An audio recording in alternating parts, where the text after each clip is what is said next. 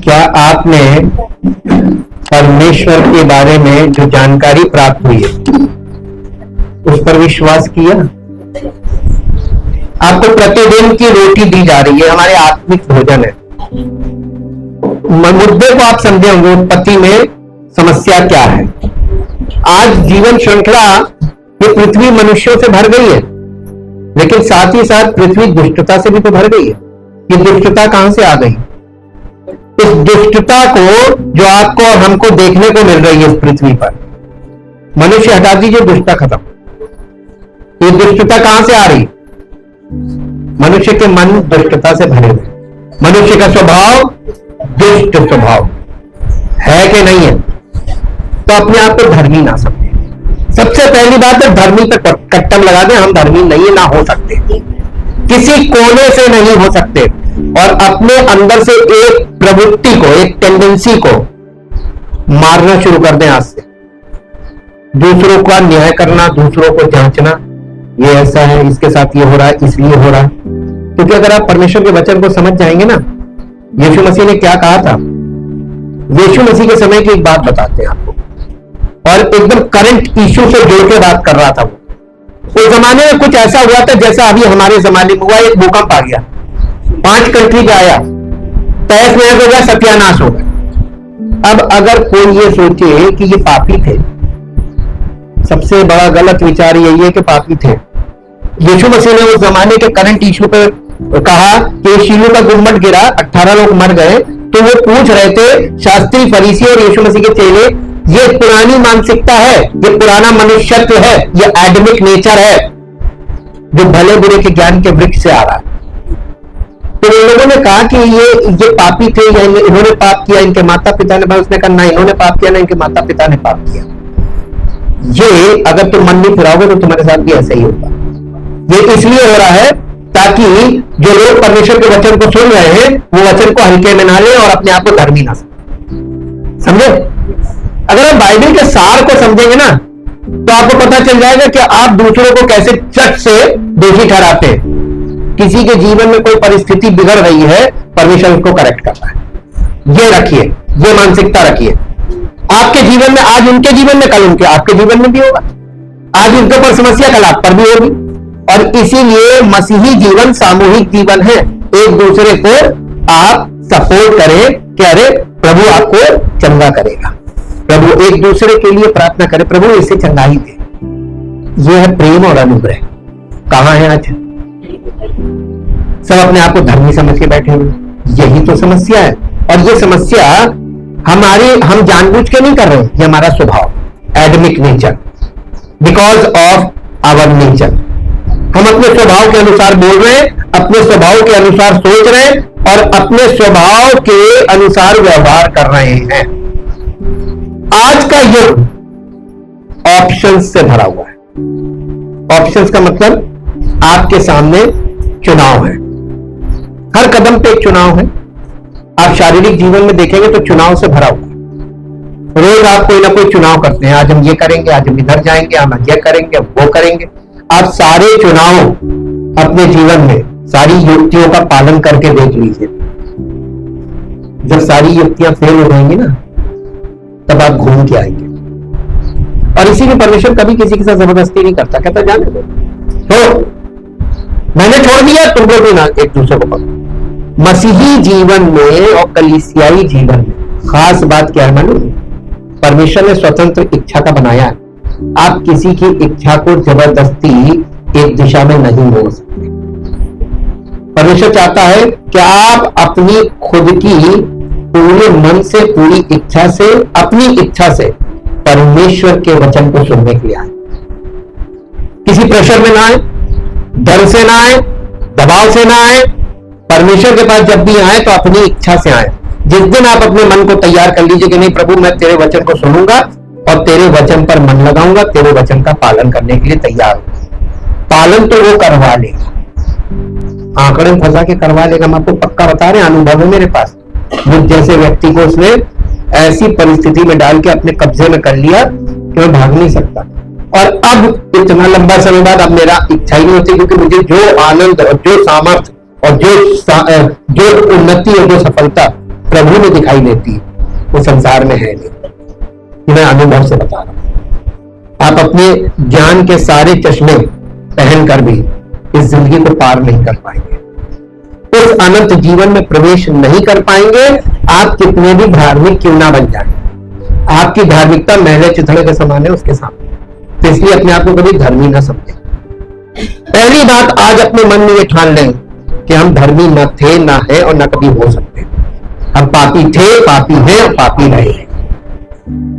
तब आपको परमेश्वर का वचन समझ में आने लगेगा। परमेश्वर का भय बुद्धि का आरंभ। तब आपको परमेश्वर का भय समझना है कि यार वो, उसके साथ पंजा लड़ाना है, धार्मिक बनना। कभी धर्मी ना बने। फिर करें क्या? क्या करें? मैंने आपको उत्पत्ति से कुछ दिखाया। अगर ये उत्पत्ति की पुस्तक, ये शुरू की 5 किताबें हटा दीजिए तो परमेश्वर, ये सुसमाचार किसी काम का नहीं। आप पुराना नियम हटा दीजिए और नए नियम को पढ़िए, आपको उद्धार नहीं मिल सकता। चैलेंज है, अभी मेरा चैलेंज है, उसका चैलेंज है। जो आप मसीह में देख रहे हैं, ये आरंभ में उसने मसीह में क्या करेगा इसे दिखा दिया है। और इसीलिए परमेश्वर के वचन में, भविष्यवाणी में, यशाया की पुस्तक में उसने कहा कि मैं अंत की बात आरंभ से बताता आ रहा हूं। तो आपको अंत कहां देखने को मिलेगा? आरंभ में। कौन कलीसिया, कौन पास्टर है जो आरंभ में जा रहे हैं? उत्पत्ति, निर्गमन, लय व्यवस्था, कौन जा रहा है? सब इधर ही कूद रहे और सब दुआ में फंसे, दुआ में फंसा रहे। पहला क्वेश्चन ये, कौन ऐसा धर्मी है पास्टर? कौन ऐसा पास्टर धर्मी है जिसको परमेश्वर ने कहा मैं इसकी प्रार्थना से तुम्हें चंदा करूंगा? ये मुझे बता दिए बाइबल में। तो फिर हम क्यों विश्वास करते हैं ऐसे लोगों पे? एक पापी दूसरे पापी के लिए प्रार्थना करेगा, कुछ नहीं होगा। नया नियम बताता है कि प्रभु यीशु मसीह के लिए कि वो हमारी प्रार्थना और विनती से बढ़कर काम करता है। तो प्रार्थना विनती तो खत्म। अब क्या है? मसीह पर विश्वास करना। कितने लोग विश्वास करते हैं? नहीं, सब प्रार्थना करते हैं। आप कभी ये बैठिए ध्यान से और अकेले एकदम, और ये रखिए एक तरफ प्रार्थना, एक तरफ यीशु मसीह। चुनाव कीजिए, एक चुनाव करना है, भले बुरे का ज्ञान और जीवन का वृक्ष। जीवन का वृक्ष यीशु मसीह को दिखाता है। उसने आदम और हवा के सामने चुनाव रखा। उन्होंने कौन सा चुनाव किया? हम कहां से आ रहे हैं? ये शैतान को दिखाता है। पूरी दुनिया शैतान के वश में ऐसे ही नहीं चली गई। आदम और हवा ने जब वो शैतान के वश में गए तो समस्त मानव जाति शैतान के वश में पड़ गई। अब इसमें से निकालेगा कौन? दुआ तो बात की चीज है।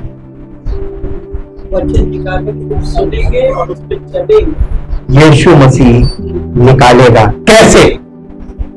अब जवाब नहीं दे पाएंगे। कैसे में कोई जवाब नहीं दे पाएगा। कैसे निकालेगा? यहीं पर रिलीजियस लीडर्स खेलते हैं कि मैं ये करूंगा, मेरे पास आओ, मैं ये करूंगा। यही फंसाते हो। और आप लोग इतनी आसानी से फंस जाते हैं, ये दुख की बात है। जिन लोगों के पास बाइबल नहीं है या जो लोग रोज का वचन नहीं सुन रहे, वो फंस जाए तो स्वाभाविक है। लेकिन जो रोज सुनते हैं, या तो सुनते नहीं है, सुनते हैं तो मन नहीं लगाते। दोनों बातें सुनने के भी कई तरीके हैं। यीशु मसीह ने सुनने पर 4 प्रकार की भूमि दिखा दी, 4 प्रकार का हृदय दिखाया सुनने पर। वो है मार्ग के किनारे के लिए जो सुनते हैं, है ना, झाड़ी में के लिए है जो सुनते हैं, पथरीली भूमि के लिए है जो सुनते हैं, और अच्छी भूमि के लिए है जो सुनते हैं। तो कितने प्रकार? 4 प्रकार के लोग हैं सुनने वाले। लेकिन उसमें से एक प्रकार के लोग हैं जो सुनकर समझते हैं और फलवंत होते हैं। कौन से प्रकार में आप हैं? आपने अभी तक देखिए इतना वचन आपको मिला, इतना वचन मिला, समझ में कुछ नहीं आया। फिर वही प्रार्थना, फिर वही दुआ, फिर वही पास्टर, फिर वही संस्था, यहां वहां। परमेश्वर आपकी दुख और पीड़ा और कष्ट को बढ़ाता क्यों? मालूम?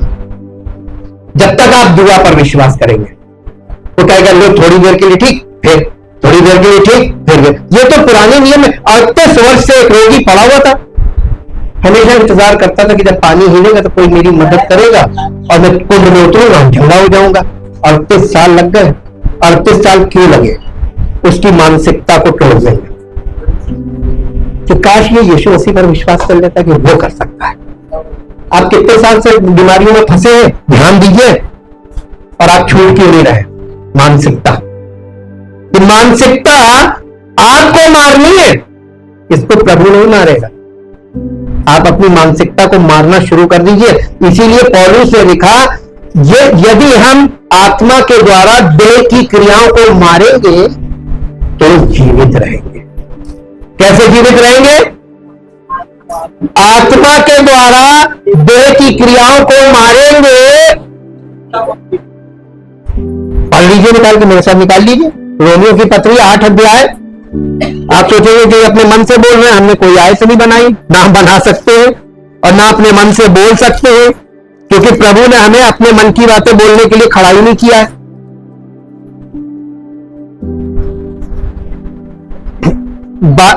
8 अध्याय का 12 पद पढ़िए। इसलिए हे भाइयों, हम शरीर के कर्जदार नहीं, शरीर के अनुसार दिन काटे, क्योंकि यदि तुम शरीर के अनुसार दिन काटोगे तो मरोगे। यदि आत्मा से देह की क्रियाओं को, प्रार्थना क्या है? प्रार्थना क्या है? हमारी देह की क्रिया है। आपको बहुत विश्वास है, लेकिन आपको यीशु मसीह पर राई के दाने के बराबर विश्वास नहीं। अगर होता तो आप देह की क्रिया पर विश्वास न करके कहते प्रभु मुझ पर दया कर, बस। उसको हिस्ट्री ज्योग्राफी बताने की जरूरत नहीं है। He is the second person of God. वो ट्रिनिटी का द्वितीय पर्सन है, पुत्र। उसको हमने हल्के में ले लिया और इसीलिए हम प्रयास करते हैं कि हमको प्रार्थना करेंगे तो चंगाई देगा। बाइबल में नए नियम में कहा लिखा है कि प्रार्थना करोगे चंगाई देगा।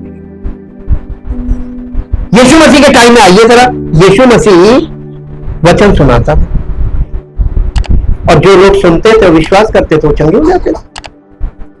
उसके पास आते थे, कहते तेरे विश्वास में तुझे चंगा किया। विश्वास सुनने में था या प्रार्थना में था? तो आज सुनने में विश्वास नहीं है, इसीलिए प्रार्थना कर रहे हैं। लगाइए तर्क, कितना लगाएंगे आप? किसके साथ लगा रहे हैं? उसके साथ। कहता कर लो, कुश्ती लड़ो सारी जिंदगी, मल्ल युद्ध है ये, जीत नहीं पाओगे। पुराना नियम हमको ये सारी क्रियाओं को शून्य करके दिखा रहा। मसीह में सब शून्य है, कुछ नहीं है। उसने आके इन सब चीजों को खत्म कर दिया, परंपराओं को, ट्रेडिशंस। और दुनिया अभी भी ट्रेडिशन लेकर खड़ी हुई है और लोग ट्रेडिशन की तरफ भागते हैं, वचन को छोड़। और वचन कौन था? वचन देवधारी जीसस क्राइस्ट। कौन था वचन? और आपको मालूम है, फिर से पढ़िए, यदि तुम आत्मा से देह की क्रियाओं को मारोगे तो तुम जीवित रहोगे। क्या समझ में आया? आत्मा से देह की क्रियाओं को मारना ना। अब आप ये भी समझ लीजिए आत्मा है क्या। यहां पर भी आपको रिलीजियस लीडर बेवकूफ बनाएंगे। ये आत्मा, वो आत्मा, ये आत्मा, वो आत्मा। आत्मा जीवन देने वाली आत्मा कहां? तो फिर मेरे साथ निकालिए यूहन्ना रचित सुसमाचार, उसका 6 अध्याय, उसका 63 पद पढ़िए। हम आत्मा दिखाते हैं आपको। ये यीशु मसीह के शब्द हैं। 6 अध्याय, यूहन्ना 6 अध्याय 63 पद, 63 वर्ष। आत्मा तो जीवनदायक है, शरीर से कुछ लाभ नहीं। जो बातें यानी teaching of Jesus Christ, the word of Jesus Christ from his mouth, जो उसके मुंह से निकली हुई वचन है, यीशु मसीह के मुख से निकला वचन, यही आत्मा है। और ये वही आत्मा है। तो यीशु मसीह की शिक्षा जो है वही आत्मा है और वही जीवन है। नहीं चाहिए लोगों को प्रार्थना चाहिए, करते रहो जिंदगी भर, तुम्हारा परेशानी बढ़ती रहेगी। करो कितनी प्रार्थना करो। ये कुश्ती किससे लड़ रहे हैं? कब आंख खुलेगी? अफसोस। ये ऑप्शंस का, हमने बताया ना, ये ऑप्शंस का युग है। परमेश्वर ने आरंभ में भी ऑप्शन रखे थे और मनुष्य को छोड़ दिया, जा जो तुम्हें चुनना ये रखे लो। बस सिर्फ ताकीद की थी, ये वाला मत खाना, जिस दिन खाओगे मर जाओगे। उसने ये मना किया, यही करूंगा। आज जो यीशु मसीह मना करता है, कलीसिया में लोग वही कर रहे हैं। रहा है, ये सब ट्रेनिंग करके आ रहे हैं और लोगों को मूर्ख बना रहे। मुझे सच बोलने में कोई डर नहीं लगता, क्योंकि मैं अपने मन से नहीं बोल रहा, मैं बाइबल से ही। ये ट्रेडिशन बना दिया इन्होंने। अब आपको बताते हैं कि मनुष्य के पुत्र के युग में जब वो आने वाला, सेकंड कमिंग बिल्कुल नक्के पे लगी हुई, he is at the door, वो द्वार पे खड़ा है। पता कहां से चलेगा? आप कहां से पता लगाएंगे कि यीशु मसीह द्वार पे खड़ा है? ले, वचन तो रोज मिलता है, कहां पता चलता? वचन तो रोज दे रहे हैं। एक व्यक्ति ने भी अभी तक पश्चाताप नहीं किया। एक व्यक्ति ने अभी भी ऑप्शंस को छोड़कर समर्पण नहीं किया। सब अपने प्रयास में लगे। पता कहां से चलेगा? अब बताइए, आपके सारे ऑप्शंस खत्म रहेंगे। जब आप वचन के सामने आते हैं, परमेश्वर की उपस्थिति में आते हैं, तो ऑप्शंस को शून्य कर देता है। करके देख लो, सब दुनिया तो कर रही, बाहर देख ली तो दुनिया में सब कुछ किया जा रहा है। पता कैसे चलेगा? यीशु मसीह के वचन से ही पता चलेगा। यीशु मसीह ने वचन में क्या दिखाया? आइए मेरे साथ खोलिए मत्ती रचित सुसमाचार, उसका 24 अध्याय।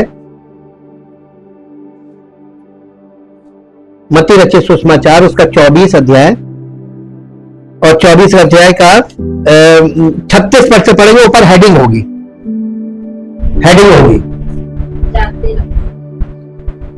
शारीरिक तौर पर कि आत्मिक तौर पर? जब आत्मिक तौर पर जीवित होंगे तभी तो आत्मिक रूप से जागेंगे। जब आत्मा में जीवन ही नहीं होगा तो आत्मा में क्या, वो निष्क्रिय, तो आप शारीरिक क्रियाओं में लगे रहेंगे। अब आप बताइए कि आप कहां हैं? आप आदम में हैं और उस भले बुरे की ज्ञान के वृक्ष का फल भोग रहे हैं। हाँ के ना? क्यों भोग रहे हैं? क्यों भोग रहे हैं? आप उस आदम को क्यों नहीं विश्वास कर रहे जो जीवन की बात है, जीवन का वृक्ष आया? His name is Jesus Christ. आपने उस पर कितना विश्वास किया? अगर किया होता, यदि किया होता, तो आप मसीह में होते, आदम वाली स्वभाव में से निकल गए। हाँ के ना? फंसे हुए। अब बताइए निकाले कैसे? सुसमाचार भेज दिया, कलीसिया उसने, वो कहना मैं अपनी कलीसिया बनाऊंगा, वो अपना काम कर रहा है, कलीसिया में लोग आ रहे हैं, लेकिन आदम में आते हैं और आदम में जाते हैं, कोई नहीं मसीह। धोखा मत खाइएगा। यीशु मसीह बार बार कहता था धोखा मत खाना कि मैं मसीह में हूं। लोग ये जब स्लोगन बोलते हैं ना, मैं मसीह में हूं, मैं प्रभु में हूं, ये अपने आप को धोखा दिया। और मालूम कौन आपका दिल आपको धोखा देता है? यीशु मसीह ने पुराने नियम में बता दिया था, मनुष्य का दिल जो है वो धोखेबाज है। एडमिक नेचर के जितने लोग हैं वो अपने आप को धर्मी समझते हैं। हाँ के ना? तो कौन धोखा दे रहा है? आपका दिल। क्या आप धर्मी है? आप प्रभु में हैं, आप मसीह में हैं? नहीं। फल कहां? पेड़ की पहचान क्या होती है? फल। आपको मालूम है उत्पत्ति में जो पेड़ दिखाया गया है, ये मानव जीवन श्रृंखला को क्यों दिखाया गया? और यीशु मसीह पेड़ों के द्वारा ही सुसमाचार क्यों सुनाता था? क्योंकि पेड़ परमेश्वर पर पूरी तरीके से निर्भर रहते हैं। पेड़ प्राकृतिक आपदाओं का सामना करते हैं और पेड़ जमीन से जुड़े होते हैं। मनुष्य को परमेश्वर ने इस भूमि की मिट्टी से रचा, तो मनुष्य भी एक पेड़ के समान इस जमीन पर निर्भर है, और जमीन जिस मिट्टी से बना उसी मिट्टी में उसका शरीर मिलता है। लेकिन मनुष्य के अंदर परमेश्वर ने एक परिवर्तन किया। उसने सारी सृष्टि को मुंह के वचन से रचा, लेकिन मनुष्य को अपने हाथों से रचा और अपने समान, अपने स्वरूप में। तो मनुष्य के शरीर में स्वर्ग और पृथ्वी एक होते हैं। कभी ध्यान दिया आपने? ये जो हमारे अंदर आत्मा आती है, प्राण है, जब मृत्यु होती है तो प्राण निकलता है, मरता नहीं। प्राण निकलता है और शरीर मिट्टी हो जाता है। तो मिट्टी, शरीर मिट्टी का था, मिट्टी में चला गया, मिट्टी का भोजन ही करता रहता है, और प्राण निकलकर जहां से आया वहीं चला जाता है। तो स्वर्ग से, परमेश्वर से प्राण आता है और वापस परमेश्वर के पास जाता है। तो स्वर्ग और पृथ्वी एक हुए। लेकिन जहां स्वर्ग और पृथ्वी एक हो रहे हैं, ये है देह। तो उसने मसीह की देह, जिसे हम कलीसिया कहते हैं, इसने स्वर्ग और पृथ्वी को एक कर दिया। इसीलिए यीशु मसीह ने अपने चेलों से कहा था, स्वर्ग और पृथ्वी का सारा अधिकार मेरे पास आ गया, इसलिए तुम जाओ सारी जाति के लोगों को चेला बनाओ। पहला काम क्या था? चेला बनाना। और आज क्या कर रहे हैं पास्टर लोग? पहला काम मेंबर बनाने का, किसी तरीके से पटिया कर अपने आप बांध लो। ये पुरानी प्रथा है, शास्त्री फरीसी भी यही करते थे, भीड़ खड़ी कर लेते थे और उनकी भीड़ यीशु मसीह का विरोध करती थी।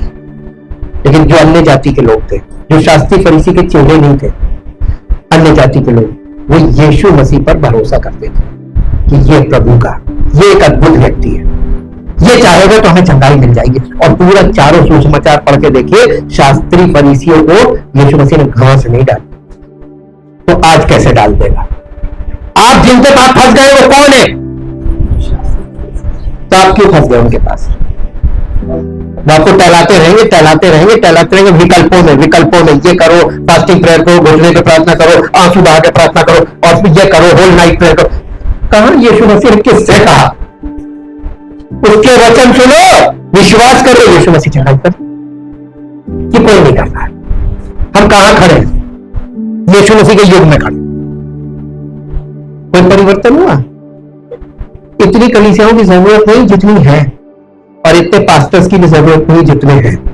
पूछिए क्यों? यीशु मसीह अकेला था, उसने केवल 12 शागिर्द बनाए थे। उसने कलीसिया का आरंभ कैसे हुआ? चेलों से। यीशु मसीह ने करके दिखाया, और उन 12 चेलों में से एक गद्दार। हाँ कि ना? लेकिन यीशु मसीह की कलीसिया पर कोई असर पड़ा? जो जिसने गलत किया वो अपने रास्ते निकल गया, और उसके बाद एक और चुन लिया, 12 कर दिए। और यीशु मसीह जब पेंटेकोस्त में आते हैं, उसने अपना आत्मा उंडेला और उन 12 के द्वारा सुसमाचार प्रचार शुरू हो गया। लेकिन सुसमाचार प्रचार बहुत दूर तक उनके द्वारा नहीं गया, क्योंकि 12 थे। तो प्रभु ने कहा कि नहीं, इन 12 को, ये क्योंकि इजराइलियों को प्रचार कर रहे थे, यहूदियों को प्रचार कर रहे थे, अन्य जातियों के लिए उसने एक को चुना। उसका नाम क्या है? उस एक ने उन 12 को कैसे पीछे किया? मसीह की, क्योंकि वो फरीसी था ना, फरीसी से वो ऐसा बना जैसे अन्य जाति। उसने बोला कि मुझे प्रभु ने अन्य जातियों के लिए बुलाया है, और मैं तुम्हारे समान बन गया हूं, अन्य जाति के समान तुम भी मेरे समान बन जाओ। पौलुस के कथन बहुत पावरफुल है और अनुभव से भरे हुए हैं, उस आत्मिक अनुभव से जो आज आपको देखने को नहीं मिलेगा। शास्त्री फरीसी आपको बहुत मिलेंगे, उनकी संख्या वहां भी ज्यादा थी, आज भी ज्यादा। लेकिन प्रभु का एक बंदा देख लीजिए, पौलुस के समान कोई मिले तो बताइए, जो कटाक्ष करता हो परंपराओं को लेकर। कोई नहीं कर रहा। मसीह की आत्मा के बिना कोई कर भी नहीं सकता। इसमें ट्रेनिंग की जरूरत नहीं होती है। मसीह का चेला बनने के लिए समर्पण की जरूरत होती है। काय की जरूरत होती है? ट्रेनिंग की जरूरत नहीं होती है। समर्पण आपका, सामर्थ्य उसकी, बुद्धि उसकी, योजना उसकी, सब कुछ उसका है, समर्पण आपका है। ये समर्पण नहीं दिख रहा है, बाकी सब कुछ आपको दिख रहा है। यीशु मसीह ने यहां पे क्या कहा? देखिए, उस दिन और उस घड़ी के विषय में कोई नहीं जानता। बैड न्यूज है, लेकिन ये साथ ही साथ गुड न्यूज भी है, दोनों है। ये बैड न्यूज उनके लिए है जो स्पिरिचुअली डेड है, और गुड न्यूज उनके लिए है जो आत्मिक तौर पर जाग गए हैं या स्पिरिचुअली अलाइव, बोर्न अगेन हो गए हैं। हालेलुया! अब आपके लिए कठिन परिस्थिति का समय शुरू है। क्यों? अगर आप बोर्न अगेन नहीं, यानी आपने प्रभु के अलावा किसी भी चीज का ऑप्शन अपनाया, तो आप बोर्न अगेन नहीं। बोर्न अगेन व्यक्ति कुछ नहीं अपनाए, वो अपनी जगह स्थिर रहेगा। मेरा प्रभु जी, कोई नहीं जानता, न स्वर्ग के दूत और ना पुत्र, केवल पिता जानता है। अब ये बताइए, पिता ने एक चीज कॉन्फिडेंशियल कर दी है, और वो जानते हैं जो मसीह में जीवित है, बोर्न अगेन। उनको पता चल जाएगा। मालूम कैसे पता चलेगा? प्रकाशन का आत्मा, मसीह का आत्मा उनको दिखा देगा। अभी हम आपको दिखाते हैं, हमें दिखाया, हम आपको दिखाएंगे जी। हाँ देखिए कनेक्शन मिल गया। जैसे नूह के दिनों में, जैसे नूह के दिनों में था, जैसे नूह के दिन थे, यीशु मसीह के आने से पहले मनुष्य जैसे नूह के दिनों में हो रहा था, वही कंडीशन हो जाएगी। शायद आप ना देख पाए, लेकिन परमेश्वर हमें वचन में दिखा रहा है। ये आपको देखने को कहां मिलेगा? आप संसार में देखिए और वचन में देखिए, टैली कीजिए। वही हो रहा है जो नूह के दिनों में हो रहा था, वही आज हो रहा है, चारों तरफ हो रहा है, पूरी दुनिया में हो रहा है। आगे पढ़िए। क्योंकि जैसे जल प्रलय से पहले, जैसे जल प्रलय के पहले के दिनों में, जिस दिन तक के नूह जहाज पर ना चढ़ा था, उस दिन तक लोग खाते पीते थे, मौज मस्ती करते थे, पार्टियां करते थे, एंजॉय करते थे। और उनमें वो यानी शादी एक ऐसी चीज जिसमें लोग एंजॉय करते। और मालूम है आज के युग में देखिए टैली कैसे करना। आज के युग में देखिए विवाह पहले बहुत कम देखने को मिलते थे, आज आप देखिए सालग में बुकिंग्स नहीं मिलेगी। जब विवाह ज्यादा दिखने लगे, पेड़ ज्यादा लगाए जाने लगे, समझ जाइएगा हम कहां आ गए? नूह के दिनों में। आज देखिए बाहर आंख उठाकर, अरे आप कहीं ना जाइए, आज तो प्रभु ने इतना अच्छा इंतजाम किया है। आप बिस्तर पर लेटे लेटे टीवी चालू कीजिए, न्यूज लगाइए, आपको पूरी दुनिया नूह ना दिखे तो कहिएगा। नूह के दिनों में वो दिखा रहा है, ऑडियो विजुअल दिखा रहा है, फिर भी लोगों का आंख नहीं खुल रही, क्योंकि सब आदम में मरे हुए हैं। मसीह में जीवन नहीं पाना चाहते, कोई मन नहीं फिराना मांगता, कोई पश्चाताप नहीं करना मांगता, सब अपने ही ऑप्शंस में लगे हुए। अरे इधर नहीं तो उधर चले जाएंगे, इस चर्च में उस चर्च चले जाएंगे। अरे चर्च में नहीं मिलेगा, जब तुम्हारे जीवन में नहीं है तो वो किसी कलीसिया में नहीं मिलेगा। जीवन में वचन जी। और जब तक जल प्रलय आकर उन सबको बहा ना ले गया, पता कब चलेगा? देखिए मैं भूकंप आए, किसी को पता नहीं चला, कानों कान खबर नहीं, साथ सब खत्म, ऐसे ही होगा और हो रहा है। अब बताइए, फिर भी मन नहीं फिरा। हार्ड हार्टेड पीपल सब आदम में, और कहते हैं हम प्रभु में। कैसे कह सकते हैं? कोई दावा नहीं कर सकता। पवित्र आत्मा के फलों के द्वारा ही हम प्रकट होंगे। पेड़ पहचान फल होते हैं, है ना? आदम का जीवन और आदम की वंशावली और आदम की जो दुनिया भरी हुई है, आदम के एडमिक नेचर से, फलों से पता चलेगा। देखिए सब लड़ने में लगे हुए, युद्ध युद्ध युद्ध युद्ध, और सब एक से बढ़कर है। तेरा परमाणु मेरा परमाणु, तेरी मिसाइल मेरी मिसाइल, तेरी तोप मेरी तोप, तेरी सेना मेरी सेना। ये व्यक्तिगत तौर से शुरू की तो सब तोप बने हुए और सब एक दूसरे पर फायरिंग करने में लग रहे हैं। सब धर्मी बन गए, डिस्ट्रक्शन। अब बताइए, यही चीज अभी बढ़ती जा रही। आपको मालूम है, न्यूज देखेंगे तो आपको पता चलेगा एस्केलेशन ऑफ वॉर हो रहा है, यानी युद्ध बढ़ रहा है, उसका वो दायरा बढ़ा रहा है। और ये वर्ल्ड, न्यूज में कल तो बता रहे थे वर्ल्ड वॉर शुरू है, बट डिक्लेयर्ड नहीं, अनडिक्लेयर्ड हो रहा है। जिस दिन ये भयानक हो गया, डिक्लेयर्ड हो जाएगा। यीशु मसीह के सेकंड कमिंग का टाइम द्वार पे आ गया। आप कहां खड़े? नहीं, आप कहां खड़े? वो द्वार पे तो वो आ रहा, आप नूह के दिनों में खड़े। क्या होगा? जब तक आके सब नष्ट नहीं हो जाएंगे, किसी को पता ही नहीं चलेगा। हालेलुया। चेत जाओ, जागते रहोगे मतलब चेत जाओ। हाँ? और उसके बाद महामारियां भी आएंगी, कहां बचोगे? आप बच नहीं सकते, आपके ऑप्शंस आपको बचा नहीं सकते। एक पॉइंट आपको दिखाते हैं, मेरे साथ निकालिए यूहन्ना रचित सुसमाचार, उसका 9 अध्याय का पहले पद से पढ़िए। हैं? फिर जाते हुए उसने एक मनुष्य को देखा, यीशु मसीह ने एक मनुष्य को देखा जो जन्म का अंधा था। और उसके चेलों ने उससे पूछा, हे रब्बी, किसने पाप किया था कि अंधा जन्मा, इस मनुष्य ने या इसके माता पिता ने? देखिए, ये शुरू से एडमिक नेचर रहा है और धार्मिक लोगों में बहुत पाया जाता है। जो धार्मिक लोग होते हैं ना, अरे पाप किया इसीलिए इसके साथ ये हो गया, अरे पाप किया, अरे पाप तो तुमने क्या नहीं किया, तुम भी तो पापी हो। और एक पापी दूसरे पापी को पापी बता रहा, खुद को धर्मी बता रहा। ये रिलीजियस नेचर होता है जी। यीशु ने उत्तर दिया, ना तो इसने पाप किया ना इसके माता पिता ने, परंतु ये इसलिए हुआ, ये जन्म का अंधा इसलिए पैदा हुआ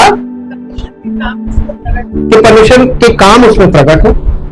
हम आत्मिक रूप से ब्लाइंड हैं, आत्मिक रूप से डेड हैं, ये इसलिए है ताकि परमेश्वर की महिमा हमारे जीवन में प्रकट हो। जब वो हमें आत्मिक रूप से जिलाए और पवित्र आत्मा के फलों के द्वारा हमें प्रकट करे, उसकी महिमा हो। तभी तो यीशु मसीह ने कहा था, मेरे पिता की महिमा इसी से होती कि तुम फल लाओ, फिजिकल नहीं, आत्मा के फल और स्पिरिचुअल। कोई आप किसी भी पास्टर की बात करेंगे, आप उसको नजदीकी से जाकर देखिए, 24 घंटे उसके साथ रह के आपको पता चल जाएगा एडमिक नेचर है और ये बाइबल पढ़कर दूसरों को अपना चश्मा पहना रहा, अपनी मानसिकता में ला रहा, अपनी परंपरा में ला रहा।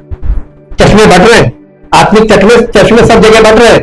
आप किसके नजरिए से परमेश्वर के वचन को देख रहे हैं, बहुत महत्वपूर्ण है। किसके दृष्टिकोण से आप बाइबल पढ़ रहे हैं, बहुत महत्वपूर्ण है। प्रभु यीशु मसीह का दृष्टिकोण पौलुस के द्वारा कलीसिया में पहुंचता है, अन्य जातियों तक पहुंचता है, और वो दृष्टिकोण आपको नहीं मिलेगा। Thank you Jesus. ये आत्मिक अंधा था, इसी में आप आगे बढ़ेंगे तो नीचे देखेंगे थोड़ा सा आगे, तो आत्मिक अंधापन लिखा हुआ है। आगे बढ़िए, अरे इसमें हार्डवेयर में आइए, आगे पढ़िए, आत्मिक अंधापन लिखा होगा। ये हाँ, ये लिखा है ना, कौन सी वर्ष है? 35। आत्मिक अंधापन। देखिए, एक फिजिकल बॉर्न ब्लाइंड, एक जन्म के अंधे को यीशु मसीह ने ठीक कर दिया। और शास्त्री फरीसी उसकी, जैसे घर में पढ़ लीजिएगा, शास्त्री फरीसी उसको बुलाकर जांच कर रहे हैं, तुमको उसने कैसे चंगा किया, तुमको उसने क्या किया था, वो कौन था। अब बताइए, एक कॉमन सेंस की बात है, एक जन्म से अंधा व्यक्ति, यीशु मसीह ने उसको चंगा किया। जब वो अंधा था तो यीशु मसीह को पहचान कैसे सकता था कि मुझे किसने चंगा किया? पहचान सकता था? उसको दिखाई नहीं दिया। गुड न्यूज ये है कि उसको चंगाई दे दी। जब वो चंगा हो गया, उसकी आंखें खुल गई, तो शास्त्री फरीसी उसके ऊपर अटैक करने लगे। आपकी आंखें खुल जाएंगी किस दिन ना? उस दिन शास्त्री फरीसी आके आपको जांचने लगेंगे, अरे तुम कहां गए थे, तुमको कैसे ये जीवन मिला, कौन था? अरे वो तो अनदेखा उसने विश्वास किया, प्रभु को देखा थोड़ी ना था, उसने ये विश्वास किया कि इसने मुझे चंगा किया। एक प्रभु है जिसको लोग यीशु यीशु चिल्ला रहे थे, उसने मुझे चंगाई दे दी। नाम तो सुन लिया था कानों से, आंखों से देखा नहीं था, बिन देखे उसने विश्वास किया और उसको चंगाई मिली। ये स्पिरिचुअल कहानी है फिजिकल हीलिंग में। अब आप देखिए, ये आत्मिक अंधापन आया। अब इसको पढ़िए, 35 वर्ष। यीशु ने सुना कि ये शास्त्री फरीसियों ने उसकी जांच करी, क्वेश्चन आंसर किए, उससे सब चीजें पूछ रहे थे, फिर उससे बाहर निकाल दिया। और जब यीशु मसीह की उससे फिर भेंट हुई तो कहा, क्या तू परमेश्वर के पुत्र पर विश्वास करता है? उसने उत्तर दिया, हे प्रभु, वो कौन है? जानता था, चंगाई तो मिल गई थी लेकिन जानता नहीं था। आपको चंगाई वो दे देता, आपको पता नहीं चलता, आप कहते हैं वो पास्टर से प्रार्थना कराई थी, प्रभु ने चंगा किया, तो प्रभु सेकंड हो गया, पास्टर ऊपर हो गया। ये आप क्या कर रहे हैं? प्रभु की महिमा को आप दूसरों को दे रहे, ये पाप है। वो लिखा है 10 आज्ञाओं में, उसने लिखा था, मैं अपनी महिमा दूसरे को दे, मैं जलन रखने वाला ईश्वर हूं। कैसे दे सकते हो? आज सारे लोग यही कर रहे हैं। It is wrong. क्यों कर रहे हो? एडमिक नेचर। हम परंपराओं में बिलीव करते हैं, परंपरा बताने वालों में बिलीव करते हैं, प्रार्थना करने वालों में बिलीव करते हैं, लेकिन प्रभु के वचन में बिलीव नहीं करते। हम यीशु मसीह को महिमा नहीं देते, हम लोगों को महिमा देते हैं। देना बंद करो। अगर तुम चाहते हो कि नूह के दिनों में जैसे नूह पर अनुग्रह हुआ तुम पर हो, तो ये सब बंद करो। यीशु मसीह वहां से नूह के दिनों को स्मरण करा। इसका मतलब वो उत्पत्ति से दिखा रहा है कि देखो परमेश्वर और मैं, पिता पुत्र पवित्र आत्मा शुरू से हैं, दिखते नहीं थे लेकिन कर हम ही लोग रहे सब। जी आगे, हे प्रभु वो कौन है कि मैं उस पर विश्वास करूं? यीशु ने उससे कहा, तुमने उसे देखा भी है और जो तेरे साथ बातें कर रहा है वो वही है। उसने कहा, हे प्रभु मैं विश्वास करता हूं। और उसको दंडवत का मतलब इंग्लिश में देगा बाउ डाउन एंड वर्शिप हिम। तो यीशु मसीह के सामने दंडवत किया, उसको आदर दिया। यह है प्रभु, प्रभु मिल गया। आप प्रार्थना में फंसे रहेंगे, प्रभु नहीं मिलेगा। लिख लीजिए मेरे कहीं डायरी में जाके आज की तारीख में कि मैं ये सुन के आया कि प्रार्थना में फंसा रहूंगा, प्रभु नहीं मिलेगा। वचन सुनूंगा, विश्वास करूंगा, प्रभु मिल जाएगा। आज की नसीहत फंस गई प्रार्थना में। जी आगे पढ़िए। तब यीशु ने कहा,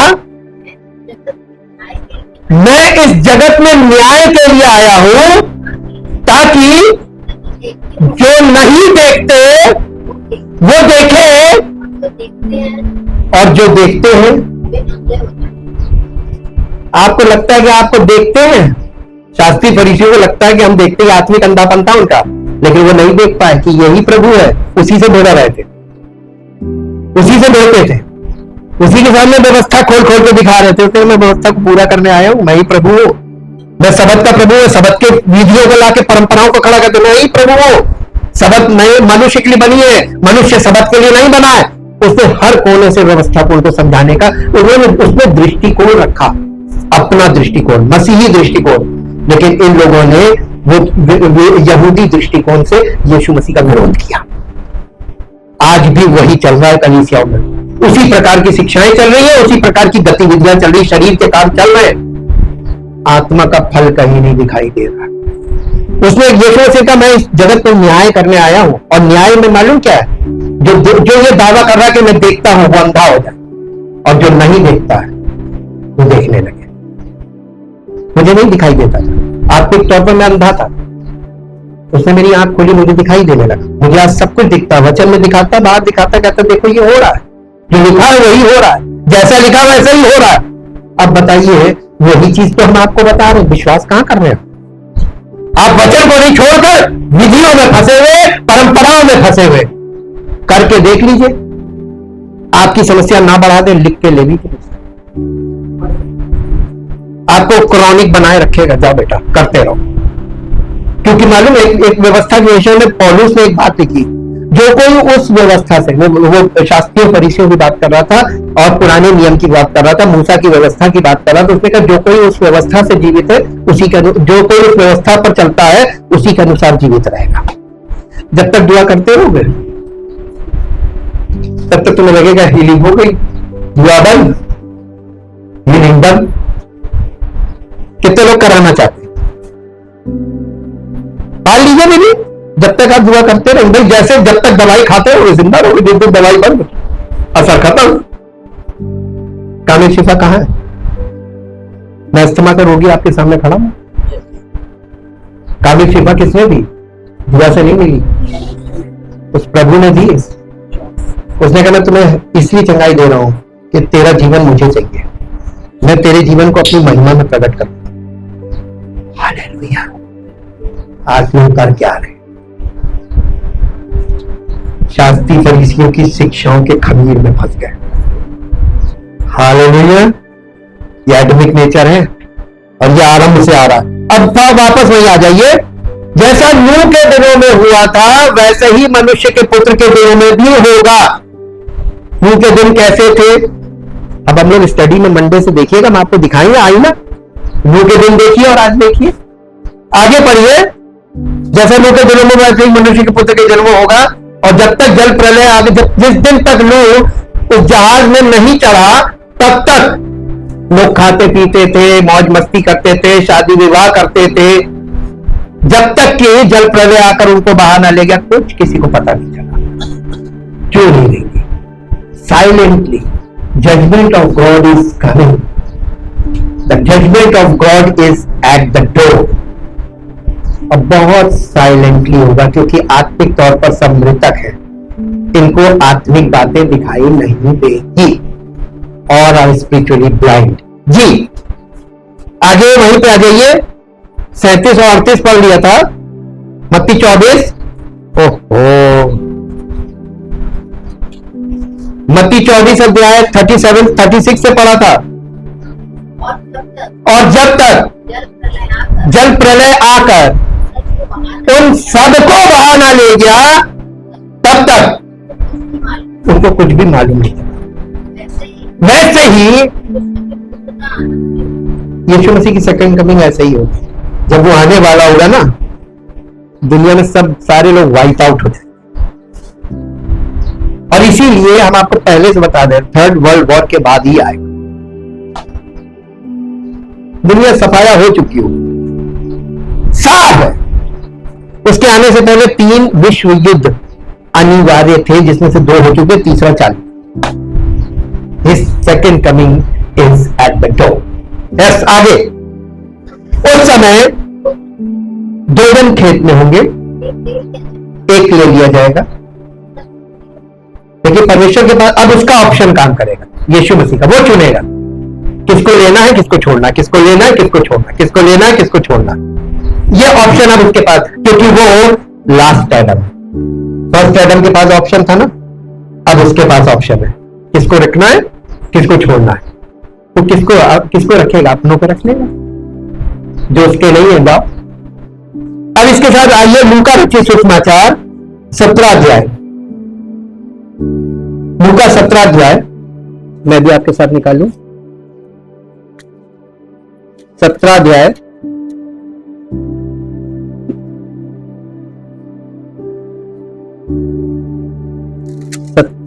कहां गया, 17 अध्याय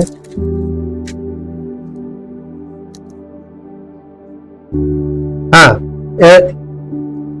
22 पद से पढ़िए। परमेश्वर के राज्य का आगमन।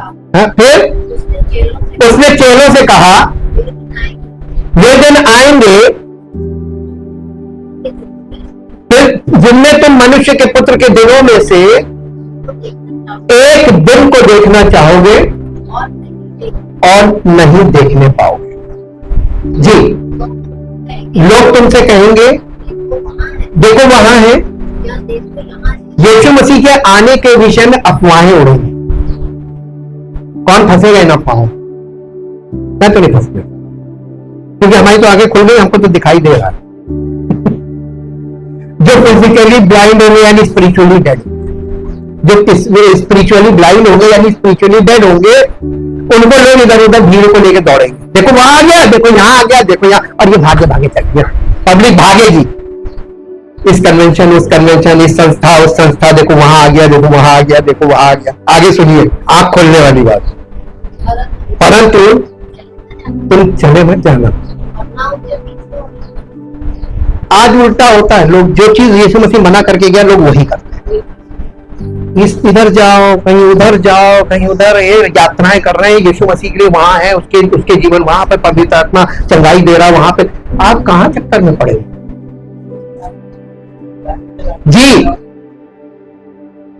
क्योंकि जैसे बिजली आकाश के एक छोर से चमकती है, कौंध कर आकाश के दूसरे छोर तक पूरी दुनिया देखती है कि ये बिजली चमक है।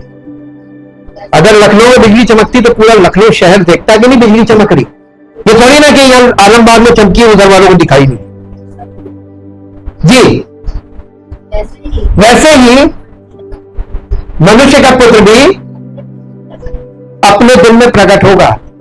ऊपर स्वर्ग में देखना है, या जमीन पर कहीं नहीं, इधर कोठरी में, उधर कोठरी में, इधर चर्च में, उधर बिल्डिंग में, कहीं नहीं, ऊपर दिखाई देगा। स्वर्ग की तरफ देखना जी। परंतु पहले अवश्य है कि वो बहुत दुख उठाए और इस युग के लोग उसे तुच्छ ठहराए। ये पहले जरूरी है। लूका रचित सुसमाचार 21 अध्याय का 34 पद से पढ़िए। लूका रचित सुसमाचार 21 अध्याय का 34 पद से।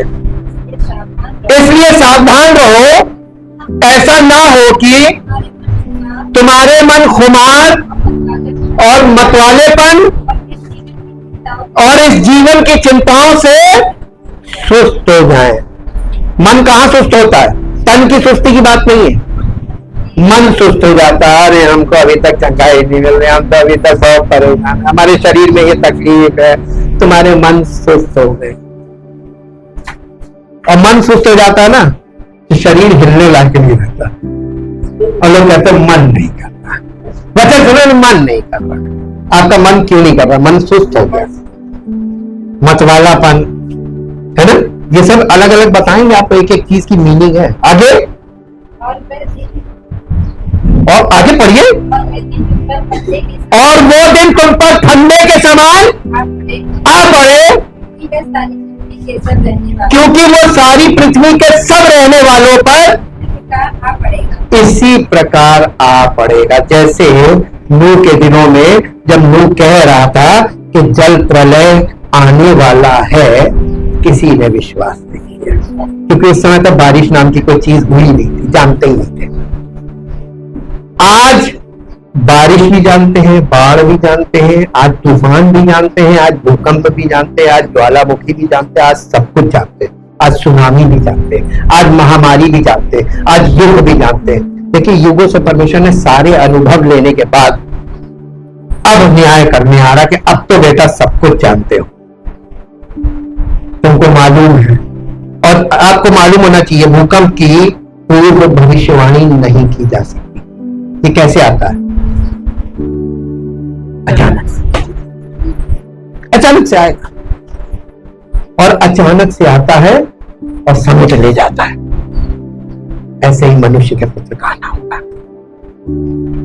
Are you ready? कहां रेडी? हम तो अभी आदम में ही बैठे हैं। आगे बढ़िए। इसलिए जागते रहो और हर समय ये प्रार्थना करते रहो कि तुम इन सब आने वाली घटनाओं से बचने और मनुष्य के पुत्र के सामने खड़े होने के योग्य रहो। प्रभु हम पर दया कर, हम पर दया कर जी। हाँ, वो दिन को मंदिर। अब देखिए, यीशु मसीह ने 2 रेफरेंसेस दिए हैं अपने आने के विषय में। पहला रेफरेंस है जैसा नूह के दिनों में हुआ था, उसके आने के पहले पूरी दुनिया की हालत, मानव संस्कृति की हालत वैसी हो जाएगी। और दूसरा उसने बताया, दूसरा रेफरेंस भी उत्पत्ति से ही है, वो है लूट, जैसा लूट के दिनों में हुआ था। लूट के दिनों में मालूम क्या था? पुरुष पुरुष, स्त्री स्त्री। इसका इतना ज्यादा डेवलपमेंट हो चुका है, और ये पूरी दुनिया में यही चीज फैलेगी, एक नई संस्कृति जो परमेश्वर ने शुरू नहीं की। और ये आपको देखने को मिलेगा। मैरिटल रिलेशनशिप में डिसऑर्डर्स आ जाएंगे, वैवाहिक संबंध अपवित्र हो जाएंगे, विवाह निभाने में कोई कामयाब नहीं होगा, और सब चीजें आपको देखने को मिलती है। क्या चीजें जो आपको नहीं मालूम और जो वचन में ना हो, और देखिए वो जो वचन में है वही दिखने को मिल रहा है। अब आप बताइए कौन सी धार्मिकता लेकर खड़े हुए? ऐसी संस्कृति में आप रह रहे हैं। नूह ऐसी संस्कृति में था, लेकिन वो उस संस्कृति का हिस्सा नहीं बना। इतनी बड़ी तादाद में, यानी पॉपुलेशन एक्सप्लोजन था उस समय। 8 अरब आबादी हो गई थी पूरी पृथ्वी पर नूह के समय में, और उसमें से केवल एक व्यक्ति, only 1 person, his name is Noah, नूह परमेश्वर की दृष्टि में सही पाया गया, और नूह के कारण उसका परिवार बचा। किसके कारण बचा? नूह के कारण परिवार बचा। एक व्यक्ति के कारण उसका पूरा परिवार बच गया, उस महाविपत्ति से, उस जल प्रलय से बच गया। तो वो एक व्यक्ति आज के युग में कौन है जो हम सबको बचा सकता है? जैसा नूह है, नूह के दिनों में वो जो पानी का जहाज उसने बनाया था वो लकड़ी का। मैं आपको थोड़ा सा चस्का दे दूं, कल क्या पता चलेगा आपको। गोफेर लकड़ी, गोफेर लकड़ी वो लकड़ी है जो जंगल पाए जाते थे उस जमाने में। और ये लकड़ी की एक विशेषता है, ये सड़ती नहीं सड़ी। इस लकड़ी की विशेषता ये सड़ती नहीं। और उसका एक कॉफन बनवाया था, उसका शेप जो था वो एक कॉफन बॉक्स के जैसा था। और नूह का परिवार और जानवर जिनको बचाना था उसमें पैक कर दिया। और यही तो लिखा है, जिस दिन तक नूह जहाज पर नहीं चढ़ा, नूह जहाज पे चढ़ा था, ठीक, बोर्डिंग। और वो जब जहाज पे चढ़ा, बाहर से दरवाजा किसने बंद किया? परमेश्वर ने इसको बंद कर दिया था। और उसके बाद उसमें एक खिड़की थी, बस वो खिड़की ऊपर की तरफ खुलती थी, स्वर्ग की तरफ, ताकि वो परमेश्वर की तरफ देख सके। ये नूह का परिवार और सारे जानवर किस पर निर्भर थे? और उस जहाज ने, उस लकड़ी ने उनको जीवित बचा लिया था जल प्रलय से। और आपको मालूम है, क्रूस वो लकड़ी है जिस पर प्रभु ने अपनी मृत्यु, दफन और पुनरुत्थान से हमको और आपको बचाया है। मसीह में होने का मतलब है संसार की सब रीतियों के लिए मर जाना और मसीह के लिए जीवन व्यतीत करना, उसके लिए जीना, अपनी स्वार्थ के लिए नहीं जीना। इसीलिए लिखा है, यदि हम आत्मा के द्वारा देह की क्रिया, आत्मा क्या? प्रभु का वचन, इस वचन के द्वारा अपनी देह की क्रियाओं को मारे तो हम जीवित रहेंगे। हमें जीवित रहने के लिए प्रभु मिल गया, वो हमें प्रभु, वो उसने अपना आत्मा दिया है। और आत्मा क्या है? वो हमें वचन में ले जाता है, प्रभु के वचन में, ताकि वचन, आत्मा के द्वारा वचन हमको जीवन दे और हमारी उन चीजों को हम अपने जीवन से अलग करें जो हमारे प्रभु के जीवन में मान्य नहीं है। हम उसके राज्य में प्रवेश तभी पाएंगे। जब साफ साफ स्पष्ट बाइबल दिखा रही, जैसा नूह के दिनों में था, जैसा लूत के दिनों में। लूत के दिनों में बहुत भयानक, इतना डिसऑर्डर हो गया था, इतना डिसऑर्डर हो गया था। इसको हम लोग तफसील से कल से स्टडी में देखेंगे, आपकी आंखें खुल जाएंगी। अरे बाप रे बाप, एकदम सब कुछ लिखा है। तो हमने तो ये भी देखा कि मसीह नूह के दिन और मसीह के दिनों में नूह के दिन, वाइस वर्सा। और हमारी आंखें खुल गई। आज वही सब हो रहा है। लूत के दिन और नूह के दिन पृथ्वी पर पूरे छा गए। मसीह का आना द्वार पर है। अभी भी परंपरा नहीं छोड़े, परंपराएं अभी भी पसंद है। मसीह के युग में आप व्यवस्था को, परंपराओं को लेकर कि अपनी क्रियाओं से आपको सब कुछ मिलेगा, आप करेंगे तो होगा, प्रभु तब करेगा जब आप करेंगे। ये कैसी सोच है? ये मसीह की सोच नहीं है। ये मसीही शिक्षा में नहीं आता, ये शास्त्रीय फरीसियों की शिक्षा में आता है। कब आंख खुलेगी? जब प्रभु खोल दे। जब आप प्रभु पे उससे कहेंगे ना, मुझ पर दया कर, और उसके सामने पश्चातापी मन के साथ आएंगे। आपका मन पश्चाताप नहीं करता, शारीरिक पश्चाताप की बात नहीं है, आप मन का पश्चाताप, हृदय से इस बात को कहना। लास्ट में एक वर्ष पढ़ दीजिए, मैं प्रार्थना करूंगा। इब्रानियों की पत्री उसका 11 अध्याय उसका 7 पद पढ़िए। इब्रानियों की पत्री 11 अध्याय उसका 7 पद, यहां इस प्रकार से लिखा हुआ है, विश्वास ही से नूह ने उन बातों के विषय में जो उस समय दिखाई ना पड़ती थी, चेतावनी पाकर भक्ति के साथ अपने घराने के बचाव के लिए जहाज बनाया और उसके द्वारा उसने संसार को दोषी ठहराया। यीशु मसीह ने उस क्रूसिफिक्शन के द्वारा हमको और आपको बचाया, अपने परिवार को बचाया। ये मसीह का परिवार है, ये पहले आदम का परिवार नहीं, ये अंतिम आदम का परिवार है, अर्थात कलीसिया। उसको बचाने के लिए उसने क्रूस पर परमेश्वर की आज्ञा को पूरा किया, व्यवस्था को, और हमें अपने परिवार को बचाया। हम मसीह का परिवार होते हैं, परमेश्वर का परिवार। हमें बचाने के लिए उसने वो खुद ये जहाज बन गया, उसकी देह कलीसिया, ये जहाज है। और अगर आप मसीह में हैं, आप कलीसिया में समर्पित हैं मसीह के लिए, तो वो आपको नई सृष्टि में पहुंचाएगा। ऐसे थोड़ी ना कि आप आदम के शरीर में वहां चले जाएंगे। आपने शायद ध्यान नहीं दिया, पौलुस ने कहा कि ये मांस और लहू परमेश्वर के राज्य का अधिकारी नहीं हो सकता। ये नहीं जाएगा ये शरीर।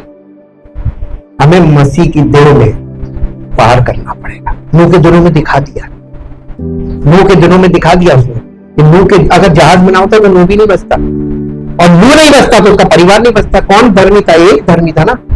वो एक धर्मी कौन था? नूह। Noah is the picture of Jesus Christ. वही एक धर्मी है पृथ्वी पर, कोई धर्मी नहीं। किसी के चक्कर में मत फंसो, वही एक धर्मी है। और तो मसीह पर विश्वास करोगे, मसीह तुम्हें बचाएगा। कोई धर्मी नहीं है और किसी की प्रार्थना नहीं सुनी जाती। केवल मसीह पर विश्वास मायने रखता है, और उसके वचन को सुनकर आपको उस वचन पर विश्वास करना पड़ेगा। यीशु मसीह सबसे पहले क्या कहता था? क्या तू ये सोचता है कि मैं तुझे चंगा कर सकता हूं? जब तक सामने वाला ये नहीं कहता था हाँ प्रभु तू कर सकता है। अब आप एक बात बताइए, किस शास्त्रीय फरीसी ने यीशु मसीह से कहा कि हाँ प्रभु तू ही प्रभु है, तू चंगा कर सकता है? उल्टा उन्होंने कहा कि तू शैतान की शक्ति से दुष्ट आत्माएं निकालता है। किसकी शिक्षा में आप लोग लगे हुए हैं? फरीसिकल टीचिंग्स, फरीसियों की शिक्षा का कमी, जिन्होंने यीशु मसीह का विरोध किया अपनी क्रियाओं के लिए।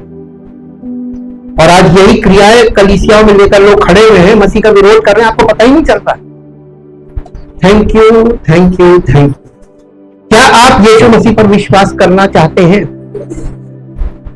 यीशु मसीह पर विश्वास करने के लिए कंडीशन लिखी। यीशु मसीह ने अपने मुंह से कहा कोई मेरे पास नहीं आ सकता जब तक कि पिता उसको अपने पास, पिता की ओर से वो ज्ञान प्राप्त ना करे या शिक्षा प्राप्त ना करे, वो मेरे पास नहीं आ सकता।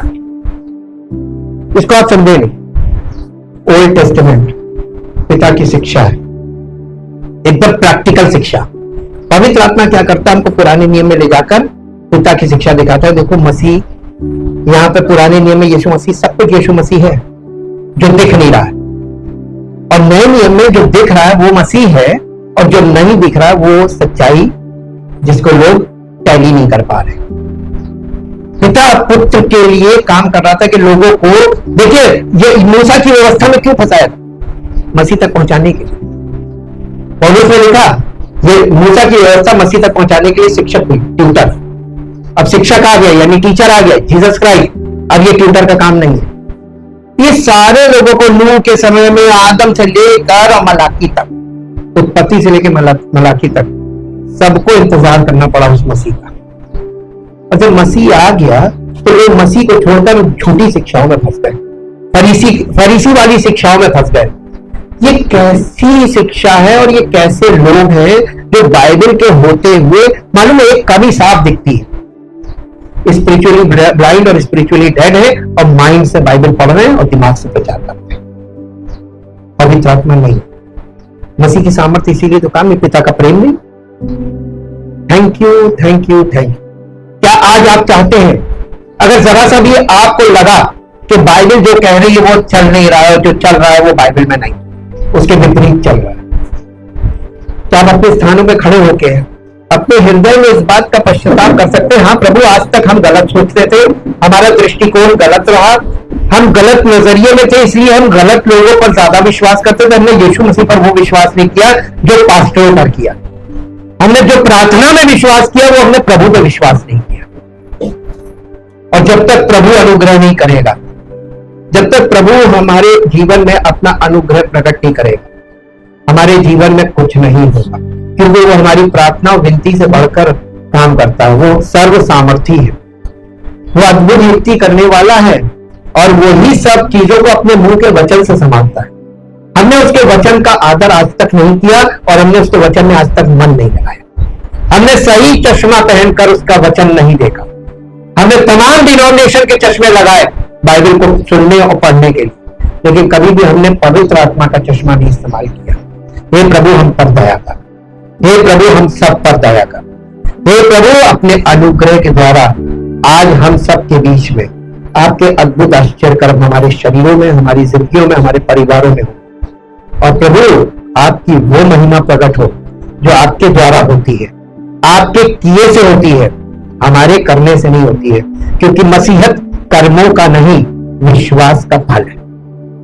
हम यीशु मसीह पर विश्वास करते हैं तो हम मसीही कहलाते हैं, ये विश्वास का फल बन जाते हैं। हम कर्मों से नहीं बन सकते। हम इस बात का अंगीकार करते हैं और आपके सामने अपने आप को समर्पित करते हैं। हम सब पर दया कीजिए।